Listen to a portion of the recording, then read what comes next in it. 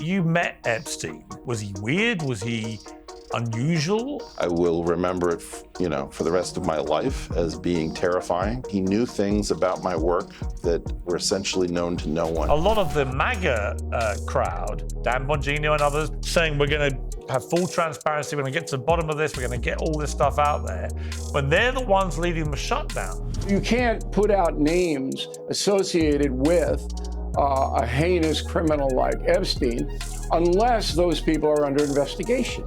Some percentage of America feels so strongly about state abuse and feeling that we are not getting to the bottom of this, that if they suspect state-sponsored pedophilia, they will go to the ends of the earth to push it into the light.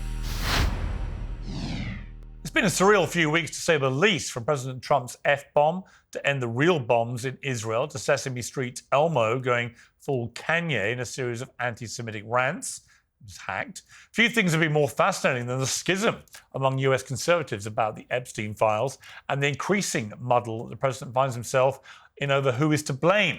We're going to unpack all this in a moment with two big thinkers. Eric Weinstein will be joining me shortly. But first, the host of No Spin News on YouTube, author and legendary commentator Bill O'Reilly. Bill, great to have you back on Uncensored. Thanks for having me in, Piers. Are we going through a period of sustained madness, or has it always been like this, but without the fuel of social media? Are you talking about the Epstein case or just in general? Just general. Yeah, I think there's a little hysteria around the world at this point because the iPhones are available 24/7 and people read the most outrageous garbage in the world.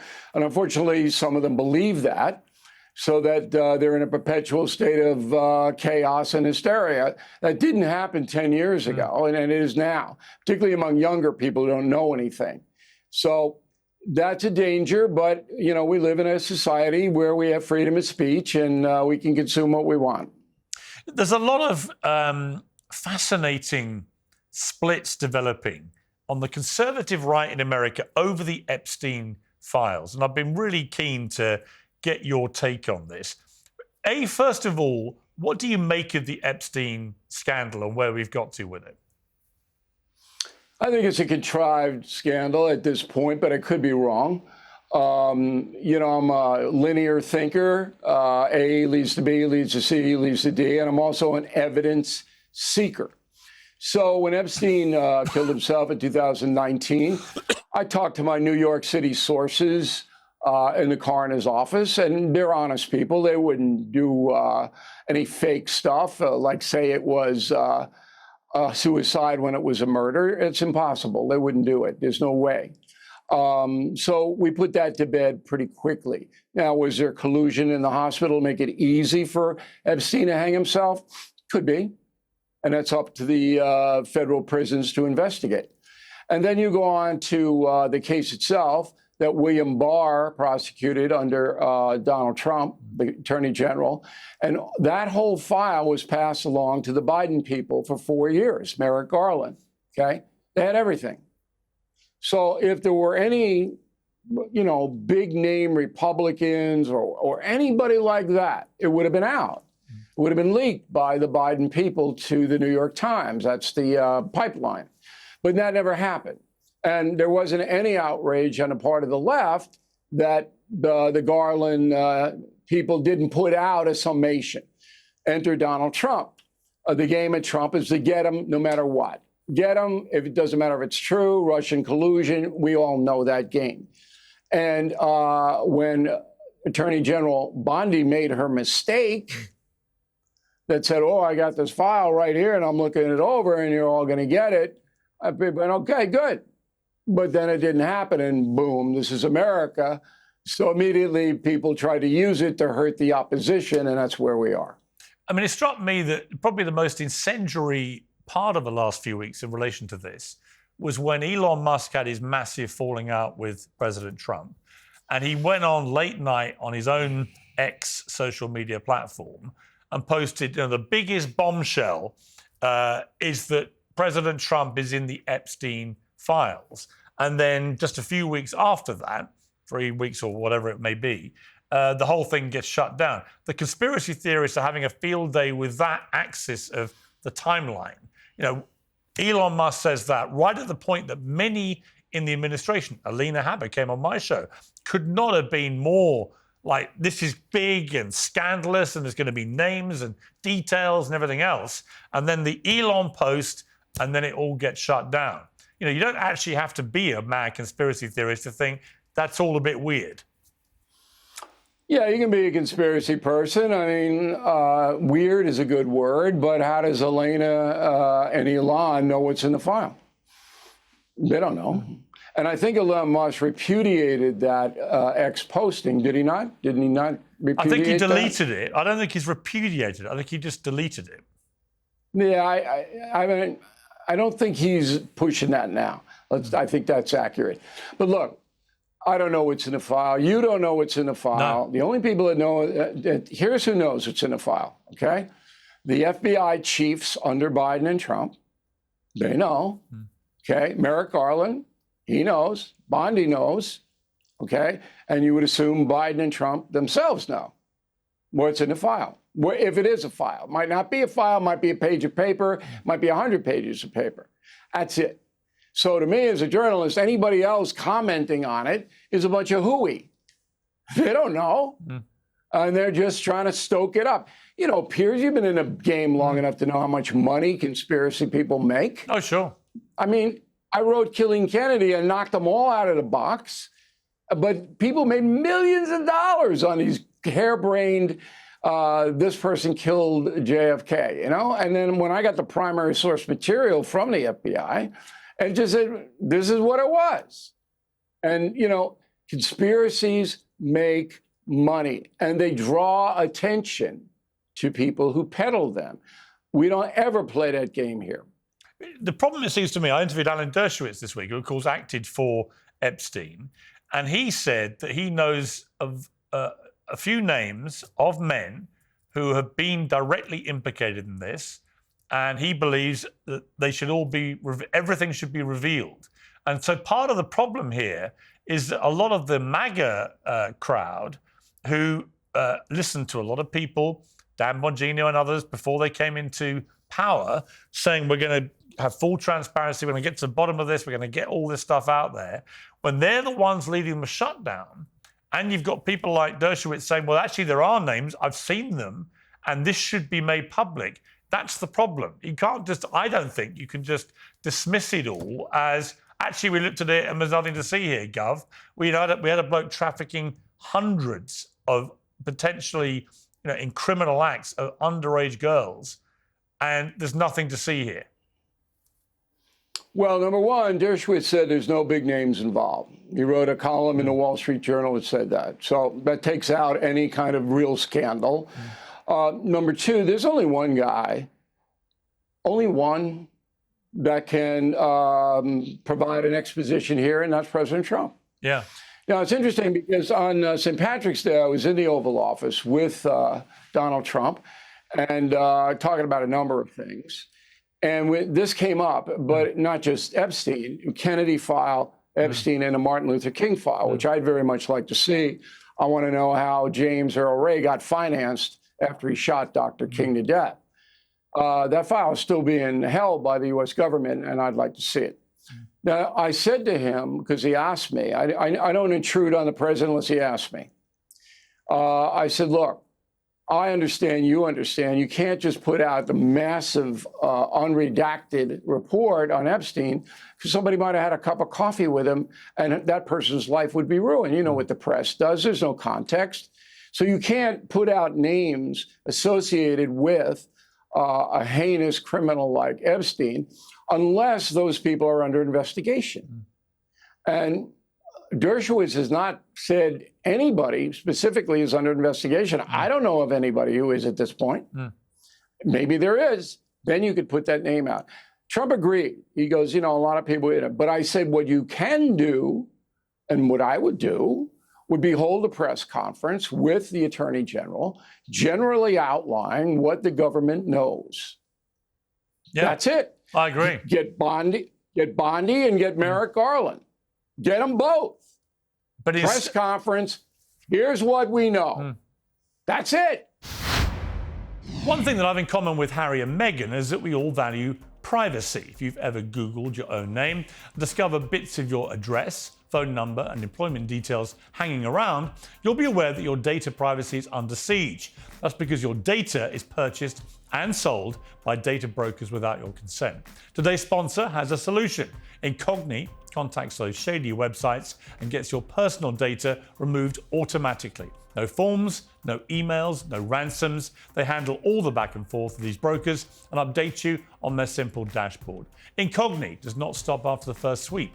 They monitor and keep on removing your data if it pops up again. If you care about privacy and you want fewer spam calls, fewer junk emails, and a reduced risk of identity theft, this is a smart move. We've teamed up to give you a 60% discount on an annual plan at incogni.com/peers. Use code PEERS when you check out. That's Incogni, incogni.com/peers, PIERS. Use code PEERS when you check out. But instead, Donald Trump's now gone on the attack, which I was expecting at some stage to happen. And midweek, I think it was Wednesday, he said this in the Oval Office. It's a hoax. It's started by Democrats. It's been run by the Democrats for 4 years. You had Christopher Wray and these characters and Comey before him. And it's a bad group. It started, actually, look at the Steele dossier. That turned out to be a total hoax. The 51 agents, the intelligence, so-called intelligence agents, it was a hoax. It's all been a big hoax. It's perpetrated by the Democrats. And some stupid Republicans and foolish Republicans fall into the net. And so they try and do the Democrats' work. Now, that clip blew up massively online, Bill. Was Donald Trump wise to use some of that language attacking fellow Republicans? Look, you have to understand who he is, all right? He's going to say what he wants to say. What he says on Wednesday is different than when he's going to say on Thursday. I always say, if you're going to try to analyze President Trump by what he says, you're just going to hit your head against the wall. Watch what he does. That being said by me, this is an easy solve. It's not a hard solve. If you just take my advice and hold that press conference and put everything, it's never going to go away. But what Americans are particularly sensitive to, and this is the most important point I'm going to make on your program tonight, they don't want rich and powerful people getting preferable treatment. No. They don't want it, and particularly in a criminal area. And that's what's being sold here, that there's some nefarious thing, some big names. You mentioned Prince Andrew, okay? And they're not getting prosecuted because they got money and power. Americans just recoil at that. You gotta put that to bed. Dershowitz put it to bed. My point about Merrick Garland and Biden having this material for 4 years and nothing came out, I think is pretty overwhelming evidence. But Trump's got to do that too. His people have got to do that. Let's just pivot quickly, Bill, to Vladimir Putin. You called him one of the worst in your new book. On your YouTube channel, you said that Trump did really think he would get a quick ceasefire when he came to the office. I know that. He said that to me. And I do think he's been genuinely so distressed by the sheer number of young men being slaughtered in the battlefields of Ukraine and is desperate to bring it to an end. But it seems to me what's happened in the last week is that Putin's just pushed this too far with Trump to an extent where he appears to be openly mocking him, has a long conversation with him one day. That night, he launches the biggest barrage of bombs on Kyiv since the war began. And that's triggered Trump using much more aggressive language about Putin, giving him 50 days now to sort of deal or face whatever punishment Trump has in mind for him. What's your take on this as to where we are? Well, if you read Confronting Evil out September 9th, you'll know who Putin is. He's a psychopath. He enjoys killing women and children. Since he's been a little boy, he's done that. It's shocking. We went way, way back into Putin's background, okay?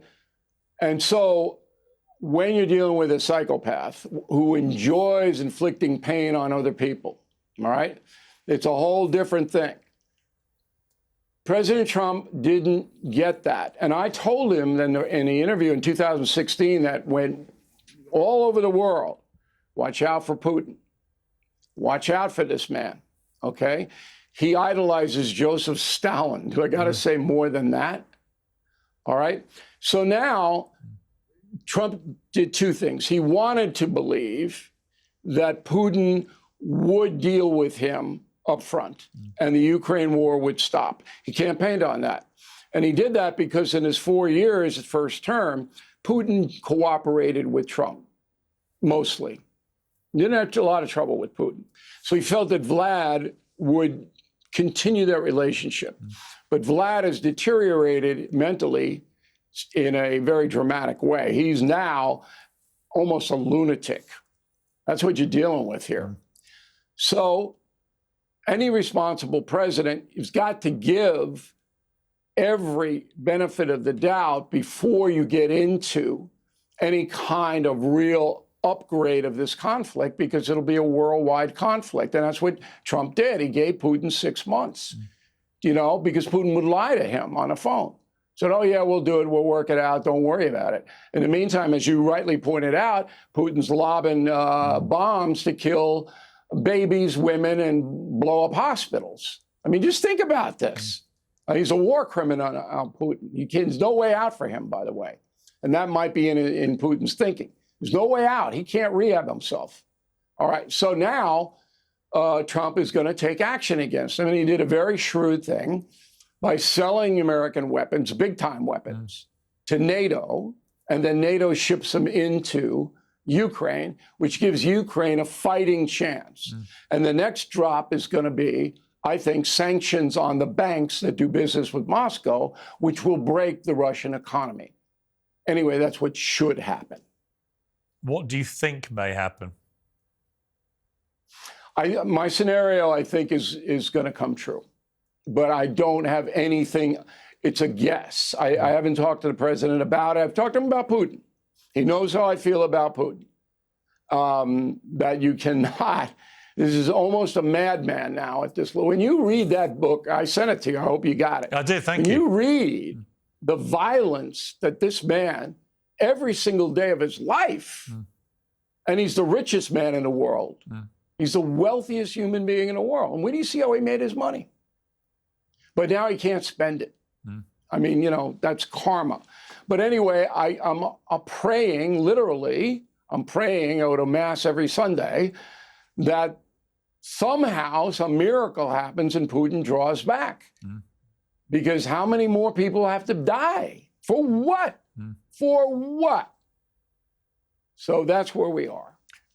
Talking of way too many people dying, what's your assessment of where we are with the Israel-Hamas war in Gaza? And, you know, cards on the table, I was very supportive of Israel's right to defend its citizens from further attacks at the first few months of this war.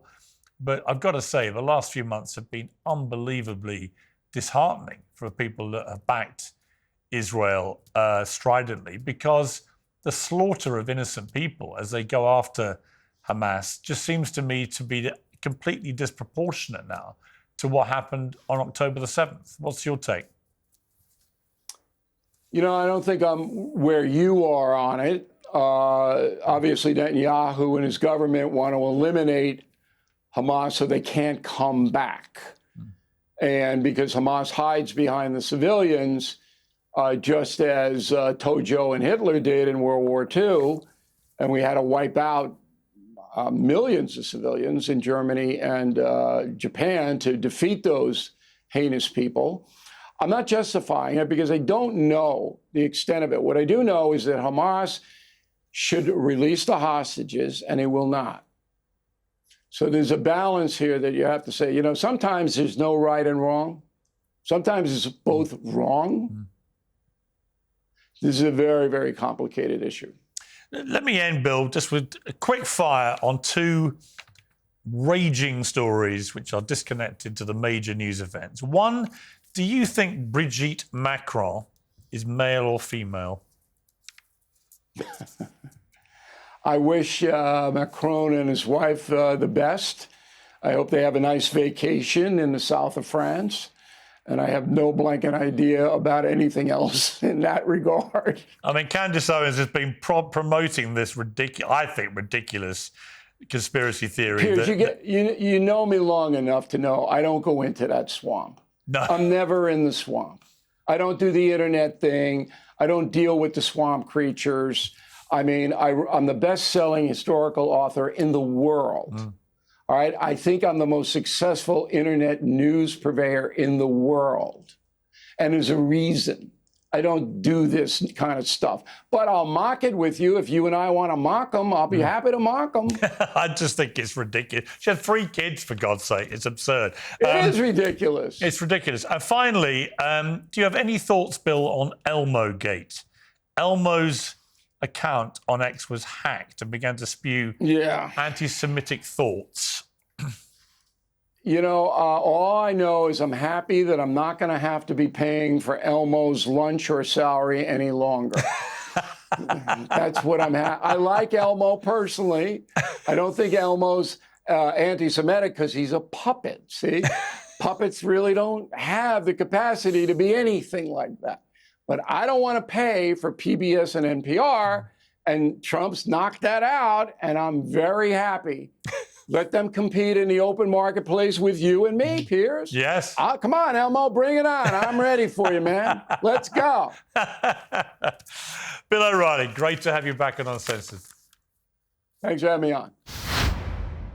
The ups and downs of the economy can be stressful and worrying. One of the smartest ways to protect your savings is with diversification. And you can start by talking to the expert at Birch Gold Group. Gold's value has surged 40% in the past 12 months, driven by record-breaking central bank purchases. Even with global instability, demand for gold continues to grow. Birch Gold makes it easy. You can own gold to store at home, or you can convert an IRA or a 401k into a tax-sheltered gold IRA. Just text my name, Piers, to the number 989898, and Birch Gold will send you a free info kit on gold. There's no obligation, only useful information. With an A+ rating, with the Better Business Bureau, and tens of thousands of happy customers, Birch Gold lets you take control of your savings today. Text the word Piers, that's P-I-E-R-S, to 989898. Well, joining me now is the Harvard mathematician and host of the Portal podcast, Dr. Eric Weinstein. Eric, great to have you back on Uncensored. Piers, good to be with you. Epstein files. Talk to me. I've been talking about this since before his original arrest in Florida. So I think if you want to narrow the question, I would just like to say that, you know, this is much bigger than Trump. And I think that one of the things that Trump is figuring out right now with the Epstein issue is that MAGA has outgrown Trump. MAGA is now something that was created by Trump, but it is a bronking buck that could buck anyone off who is seen as not being perfectly aligned with the idea that the people have to take back the country. Now, I'm not saying pro or against, I'm just describing that I think that anyone who thinks that they control MAGA will find out that they do not. You've done a lot of stuff on Epstein, as you said. You know, it seems to me, you know, you go back 15 odd years to the conviction of Epstein for being a paedophile. You know, he was indisputably convicted of a crime which made him a paedophile. And yet after that, people, including Prince Andrew over here, continued to consort with him. He continued to be wined and dined by the rich and famous. And when this all came out, and when the full scale of his abuse of so many underage girls came out, it was being seen as a genuinely gigantic potential scandal in America. And that was fueled, the sense of that, by a lot of people now at the top of the Trump administration. And indeed, even after the inauguration, many of these people had continued to kind of lead the media to the water's edge, promising them the ultimate drink, if you like, of the full dirt in the Epstein files, including naming and shaming people and holding them to account. And then suddenly, out of nowhere, a week ago, everything stops. The shutters come down. And now you've got a kind of civil war raging on the conservative right. And as you say, Trump slightly ostracized from many of the MAGA voters on this. And I think probably compounded by the strike on Iran, helping Ukraine. These are things that the MAGA base do not feel comfortable with. So talk to me about where you think we are with the shutting down of this scandal. Do you think it's possible for Trump to shut it down? He started attacking, the Republicans who don't agree with him as stupid and so on. But can he shut this down, or is that genie out of the bottle, and will it continue to damage him? Yeah, nobody can shut it down. I mean, the issue is that many of us are parents, and in our hierarchy of identities, those of us with children very often are mom and dad before we are anything else. That is, before we are Americans, before we are Jews, before we are Republicans, before we are Christians. There's just this sort of sense that one has to protect those who cannot protect or speak for themselves. And there's a gradation. There's a question about, is there something magical that happens when someone turns, a young person turns 18 on their birthday?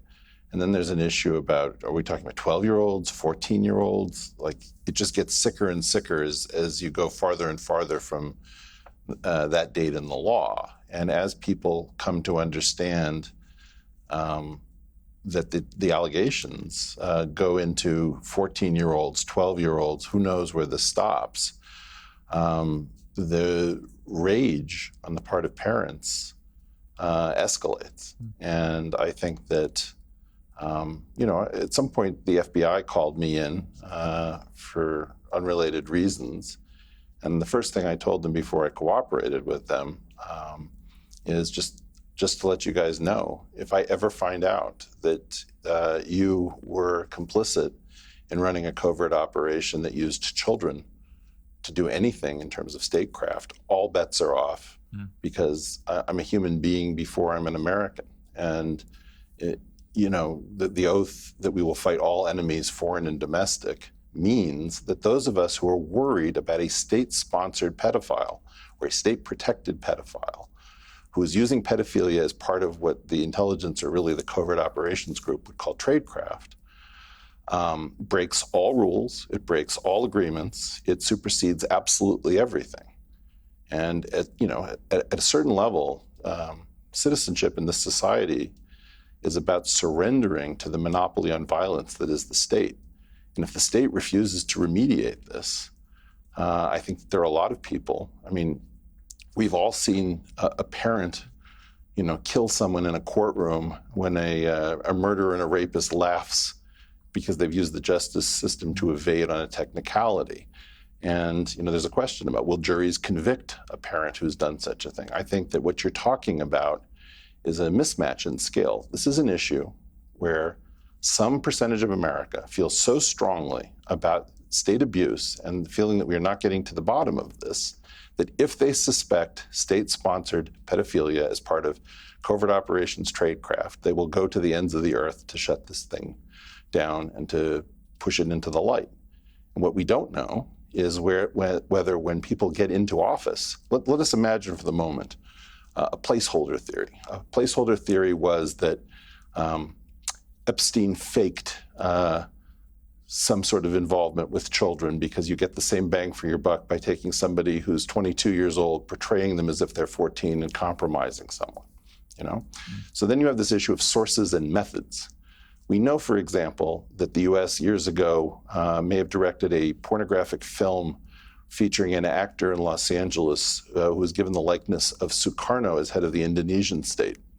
And that was from a photograph that we had gotten from Sukarno in Moscow. So we are perfectly willing to use Hollywood, used all sorts of crazy things to create incontrovertible evidence for things that never occurred.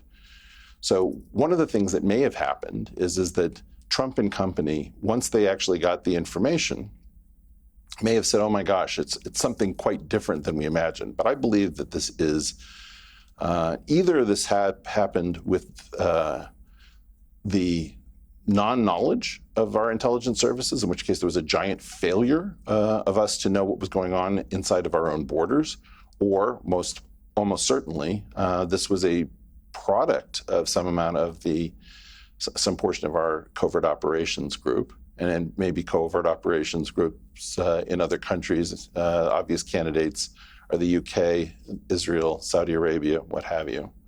And whatever this is, you have this giant collision between people who are not supposed to take an interest in covert operations and people who do this kind of stuff for a living. There's an entire giant legal infrastructure around the collision between an open society and covert operations and shielding them. I mean, there's something called SSP, state secrets privilege, like attorney-client privilege or spousal privilege, where to keep things out of the courts. There's clandestine back channels where there are tacit agreements that the Department of Justice is supposed to hold off. There are national security letters that can get sent. You know, we have secret internet called JWICs and other things for communication. There's a giant infrastructure of secrecy. And what you can see right here is almost certainly what you can, the collaboration of the press, and this is the thing that I've been highlighting. You have a hedge fund that almost certainly didn't exist in the terms that it was claimed. When I met with him, he was supposedly running a multi-billion-dollar FX hedge fund, foreign exchange hedge fund. That thing would have to leave a wake in the data. It would have to have filings. It would have to have employees. My recollection is that he told me that he only employed Orthodox Jews from Brooklyn because they were the only ones trustworthy to run such a secretive operation. My guess is that this was all nonsense. And there's even a concept called dummy compliance, where you file forms, you get things blessed by cooperative auditors, but there's no way to fake a trail in the markets. And I think that this is the interesting thing. I can tell that this is a fake story because it sells papers and no one wants to cover it. And when I say no one, it's not the journalists. The journalists want to cover it. They always come to me and they say, this is amazing. I'm going to follow all this up. And I tell them 2 weeks from now, you're going to have a really weird conversation with your editor where they're going to tell you everyone's moved on and no one cares, or there's not enough to go on. This is controlled at the editorial layer, not at the journalistic layer. And there's something called negative contrast imaging, where if you have an environment in which you have a stealth object and everything else reflects, you can actually map the stealth object by trying to bounce things off of it and realizing that it's the only thing that doesn't bounce any signal back. So it's LiDAR, sonar, radar, what have you. Basically, you can see the outline of an intelligence operation because at some level, you have the world's juiciest story with no interest from editors and tremendous interest from journalists. So you can piece together exactly what this is, more or less, from negative imaging or silhouette imaging, if you will. Do you believe that he was an Israeli agent of some sort? I don't have any knowledge of that. The only thing that I'm confident of is that he was almost certainly doing this with the backing of a state and the cooperation of our own services, because there's no way he could operate inside of the U.S. In this fashion. And this is clearly a joint project of us and potentially others, but it had to involve the FBI and CIA as a joint project. What are the fruit you eat to stay healthy is actually making you fat? According to heart surgeon and Uncensored sponsor, Dr. Steve Gundry, many Americans are making a common mistake with fruit that can cancel out its health benefits. Some fruits support digestion and even help burn calories, but others can disrupt your energy levels and stomach health. Dr. Gundry reveals the top 3 fruits to avoid in a viral video that's already been viewed by more than 20 million people. In it, he explains simple changes that can improve energy, reduce brain fog, support digestion, and even aid weight loss. You can watch the full presentation for free at thehealthyfat.com/Morgan. That's thehealthyfat.com/Morgan. It's also in the show notes. Don't miss this opportunity to learn how a few simple changes can make a big difference to your health. Visit thehealthyfat.com/Morgan to find out how. I mean, you met Epstein. I never met him. I met Ghislaine Maxwell briefly at a book launch. once and had no inkling of the stuff that was going on. But when you met him, was he weird? Was he unusual? Or was he just a good actor? Was he able to come across in a perfectly normal manner? If you've seen any of my interviews, it was one of the most bizarre interactions I've ever had. I will remember it, for the rest of my life as being terrifying. This is not you didn't sit down with him and think, wow, what a great guy. You thought, holy cow, this is the weirdest doorway into an alternate reality. And, in particular, he was absolutely more interested in my science than he was in anything I was doing with hedge funds and risk management, which is how nominally I came to be in his orbit. He was very connected to a major, book agent. He was funding all sorts of scientists. He was obsessed by gravity. He knew things about my work that were essentially known to no one. He was very connected through at least one Harvard mathematician who I think became a dean of some kind at Harvard University. So he was connected to my graduate department. I never heard his name while I was there. And I was not only there until 1992, I was in Cambridge, Massachusetts at MIT, so in the same ecosystem for years after that. Then I came back to Harvard. He was a very strange object. And the connection between Ghislaine's father, who really had an enormous impact on scientific publishing and had the ability to sort of look at all science before it's published because of peer review. He ran Pergamon Press. Yeah. There is no question that there is some transmission that is likely between Robert Maxwell of Pergamon Press and Jeffrey Epstein's science obsession, particularly with gravity. Fascinating. Absolutely fascinating.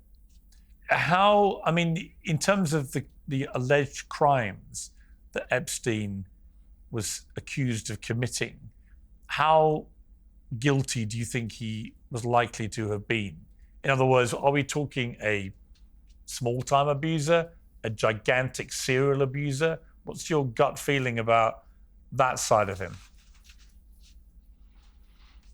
My sense of it is that somebody lost control of an agent, and that this person, was supplied with an enormous, backstories are typically called legends, I believe, in tradecraft. Yeah. So he was a mythical creature who was supposedly so intelligent that, he could discern, the slightest tremor in the markets, et cetera, et cetera. He believed his own mythology, almost certainly.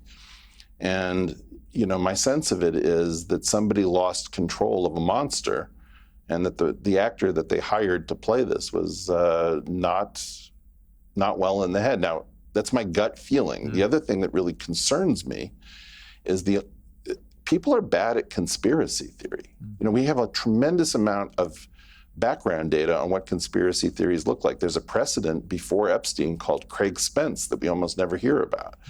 I don't know if that's something you know about, Piers, but no. So this is not the first operation of its kind.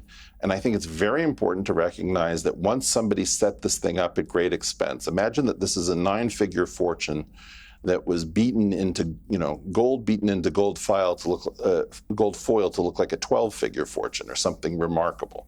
So he was acting rich in a way that even rich people don't act rich. And he was acting smart in a way that smart people don't act smart.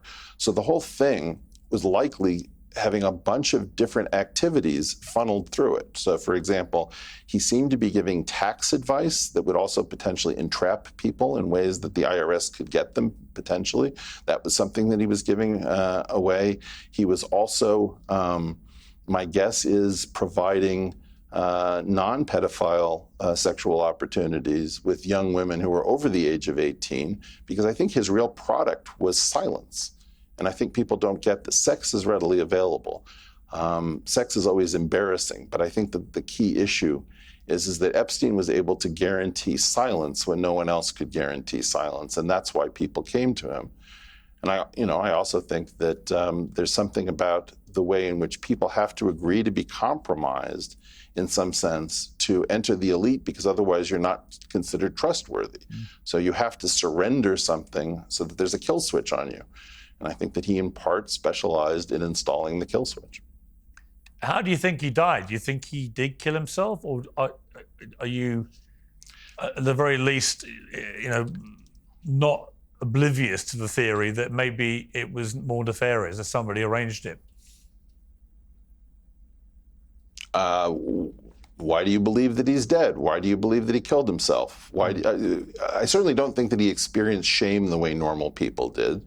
So I think the idea that he was so embarrassed that he took his own life is probably the only thing I feel I have anything to add. But, let me just caution your listeners. All of this fun that people have with conspiracy theories is absolutely deadly when it comes to actually getting justice. And calling this pedophile island and Lolita Express and talking about Epstein didn't kill himself as a joke, like any of you know, none of you know. And, if you were serious about this, and you as a parent, just let me specialize to all the moms and dads out there. If you're serious as a parent of wanting this sort of thing absolutely excised from our society, don't go after the children, don't go after the memes. Focus on one issue alone. Why will the press not report on the multi-billion-dollar foreign currency hedge fund, which even if it has dummy compliance, I guarantee you any forensic accountant could determine whether this thing was real or fake. And my guess is that there are no former employees employed from the yeshivas of Brooklyn. This thing, I think, is a will-o'-the-wisp. It's a figment of our imagination, and it's a product of statecraft. And the fact that we have very long-standing relationships with our major news organs, that they agree to have liaisons to the covert operations group so that we don't constantly report. This is an issue called deconfliction. Many people don't know that word.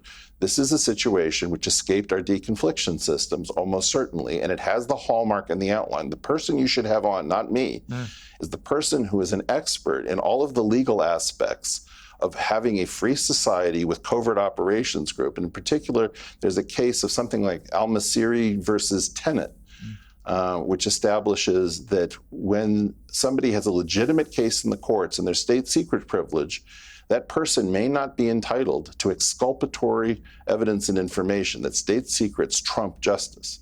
And I think it's absolutely imperative that you have a lawyer on who's competent to talk about this so this doesn't enter into the realm of conspiracy theory. So I'm going to decline to speculate. Fascinating. Elon Musk fell out spectacularly with Donald Trump and posted on X in a bombshell, Trump's in the Epstein files. I know you're very close with Peter Thiel, Elon's old boss. What do you make of what's happened there? You have... how do I put this? It would appear that Elon is very disappointed that we are not radical enough to understand the threat to the country. He has a very clear idea about what has to be surmounted. He, I believe, then apologized for that, which I found interesting, much the way, Amy Robach had the famous hot mic incident and then said, oh, that was nothing. Something in these files, something in the situation causes people to reverse course. And I think that what you have to assume is that the public will never, ever, ever let this go, and that there is some equal and opposite pressure which says that the elite will do absolutely anything to keep it secret. And by elite, I don't mean people who are actually elite. I mean people who are in the chairs that should be reserved for the elite but have a lot to lose. Let's just pivot, Eric, if we can, just to foreign policy. You said of the 12-day war with Iran that the West still hasn't fully understood the implications of what happened, and that it didn't actually illuminate Iran's apparent weakness. You also said this about, well, I'm going to play you what the clip was. This is Trump's F-word rant, and then get you to explain why you think the significance of that has been understated too. You know what? We basically have two countries that have been fighting so long and so hard that they don't know what the fuck they're doing. Do you understand that? Do you want to respond to Iran? So first on that, Eric, why do you think we've stated the significance of that moment? This goes back to my grandfather, who I never heard swear except for potentially once when a car might sideswipe me in Westwood, Los Angeles. And I said, Harry, you have a very strong sense that one should never use profanity. And he turned to me and said, I absolutely disagree with you. And I said, what do you mean? He said, the reason I never swear is because when I need it, you will notice that I'm swearing. If I used it all the time, you'd never notice. The fact is that Trump almost always appears in a suit, with a tie, and he doesn't usually use the F-bomb. And he was trying to send a message, which is, this is so dangerous. This involves China. This may involve Pakistan. This may involve India. What is going on in the Middle East is the beginning of World War III, with Iran, I think, very carefully calibrating a message of violence where the threat to Tel Aviv was calibrated. And my belief is that the amount of damage that could have been inflicted on Tel Aviv far exceeds what was. And that Iran is trying to speak violence as the most skilled speaker of that language, with the possible exception of Vladimir Putin. And that, unfortunately, people, as a result of being relatively long at peace, people have forgotten what violence means as a language. And so when Iran originally set hypersonic missiles into the ground of Israel, killing almost no one, many Israelis responded by saying, you see how incompetent they are? They couldn't kill any of us. And the Iranians must have just been shaking their heads and saying, my gosh, you guys have no idea that we're sending you a message that Iron Dome doesn't work fully for hypersonics. I think what's going on is that you're looking at the beginning of the end. This, once those things are loaded with nuclear weapons, you are talking about a completely different world, and you just saw the beginnings of it. This is the slow roll into a new world where we watch hypersonic missiles slam into a populated metropolis. I mean, that's a terrifying prospect. I mean, is it really realistic that somebody would want to be the first to do that? I lived in Israel for 2 years, and Har means mountain. And there's a place called Megiddo where there's a mountain. And Har Megiddo is where we get the word Armageddon. So Armageddon is just a turnoff in Israel.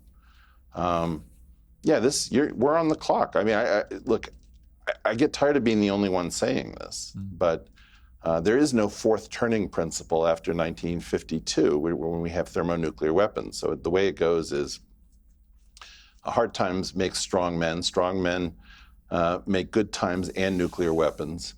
Good times make weak men and nuclear weapons make end times. And that's the end of it. And so we've been in the stasis for a really long time.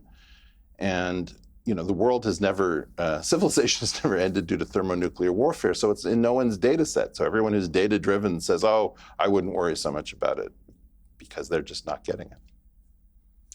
Let's just talk about Israel briefly, Eric. Obviously, the war with Hamas continues. The scenes in Gaza are appalling.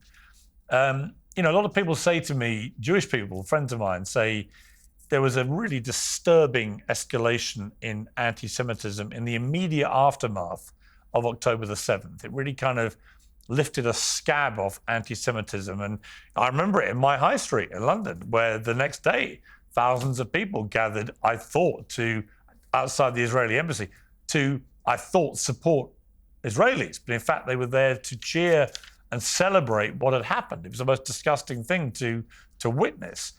But there's also, I think, a real danger that the Israeli government's conduct in the last few months in Gaza will increase the danger of rising anti-Semitism against Jewish people, because most moderate-minded people looking at it think this is now completely disproportionate, what is going on. There's no apparent end game. They're listening to people like the finance minister Smotrich talking openly about cleansing Gaza of all Palestinians.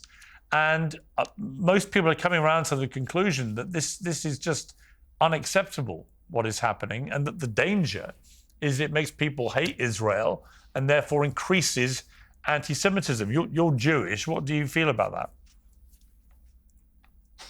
Well,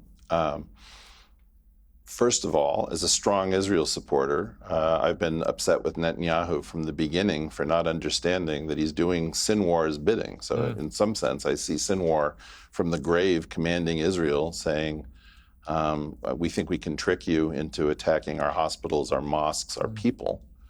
And that Israel, not knowing how to counter hybrid warfare, is trying to go after this in a kinetic fashion. And when Palestinian Arabs say, we love death more than you love life, my feeling is nobody takes them seriously. I do. That said, the issue is that this is largely an issue of who you ascribe this to. My feeling is Sinwar was trying to generate video using the deaths of his own people, and he was willing to give his own life and the life of his family. It's a calculus that most Americans and people in the UK just can't understand, that you would actually think that it's a huge win in which everyone you care about perishes. But the calculus in the Middle East is totally different. So in a certain sense, my feeling about this is that right after October 7th, I said this is suicide by IDF. And IDF is dutifully playing that role. So I think you're just wrong, and I don't mean to be harsh about it, but I think you, to your credit, are gut-wrenched by the disgusting visual images of just destruction and death and severed limbs, everything. The issue is that those accrue to Hamas, and what I'm upset with is that Netanyahu is not smarter in recognizing that he had to do different things. My feeling was that Israel needed to establish a calculus where every life was avenged with a change in the borders, in which land, which is far more important to many of the terrorists in Gaza, was annexed day by day until the hostages were released. And that would have been far more effective. And the other thing that is just very interesting is that Western Europe has taken a phrase that I think originally came from the Romanian language. It's very recent in origin, called ethnic cleansing. Particularly if you look in Google Ngrams, it spiked during the Balkan Wars. And it used to be that we understood that sometimes you have to move people who cannot live in peace. So this is why the Sudeten Germans, for example, were moved in Europe, so that we didn't get into another European World War after the Potsdam Agreements. So in part, what we have is a world that thinks in very simplistic concepts, forcing a two-state solution down the throats of Palestinian Arabs who are unequivocal that this is just not something that they're interested in. And when they're chanting from the river to the sea, the idea is we're not listening to the will of the Palestinian Arabs. And it is very clear that many of them have no idea a two-state solution is absolutely anathema and far less desirable than death and destruction. So partially the problem is that the Western mind has to upgrade for things that it has never considered, a calculus that is far different than when people are willing to give their lives. People believe in something beyond the ordinary calculus of incentives. And, as a friend of mine who watched the end of the Troubles in Ireland said, there comes a moment when you stop making wall murals and singing songs to those killed, that people who are focused on the life beyond, where their legend lives forever, are motivated by very different things. So I just, with all due respect, sir, my feeling is that the best of your nature causes you to be gut-wrenched. I absolutely agree with you that Netanyahu is doing the wrong thing. But ultimately, this bill, I don't send to Israel. I send it to the genius that is Sinwar. Let's just end, Eric. And that was a fascinating answer, by the way. You said this, we seem to live in the age of conspiracy, but you said this: we have too much information. This is the problem. We're deranging ourselves and we're completely undoing all the superstructure of the world. I feel that. Like, you talk about the Israel-Hamas war, talk about Ukraine, you talk about all these things.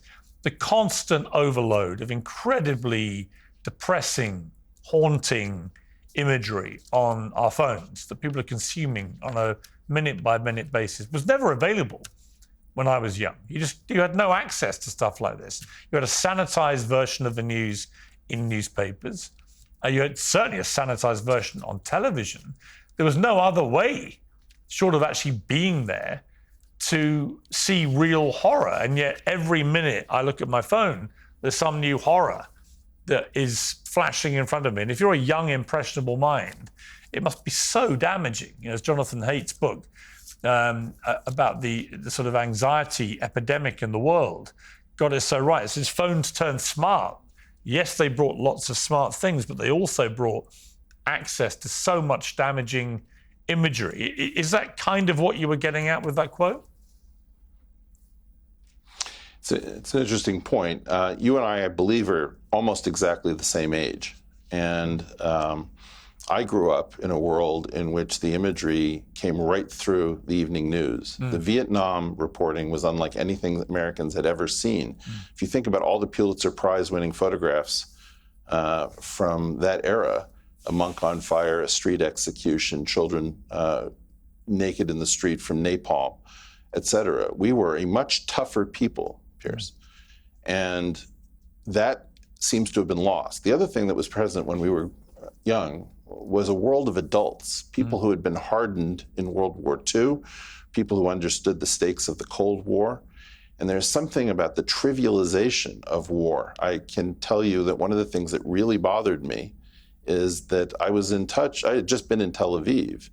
And when I was talking to people in Tel Aviv, they could not actually synthesize a particular, seriousness of purpose. They were on the beaches during the day, in the shelters during the night.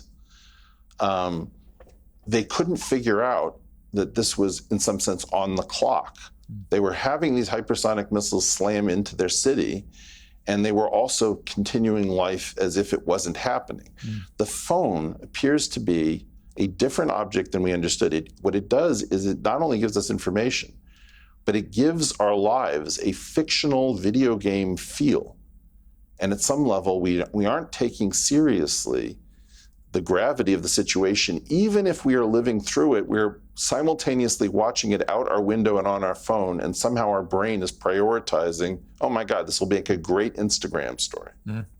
Yeah, you're spot on. Eric, I could talk to you for hours. Sadly, we've run out of time. Brilliant to have you back on Uncensored. Thank you very much. Piers Morgan Uncensored is proudly independent. The only boss around here is me. If you enjoy our show, we ask for only one simple thing. Hit subscribe on YouTube and follow Piers Morgan Uncensored on Spotify and Apple Podcasts. And in return, we will continue our mission to inform, irritate and entertain. And we'll do it all for free. Independent, uncensored media has never been more critical, and we couldn't do it without you.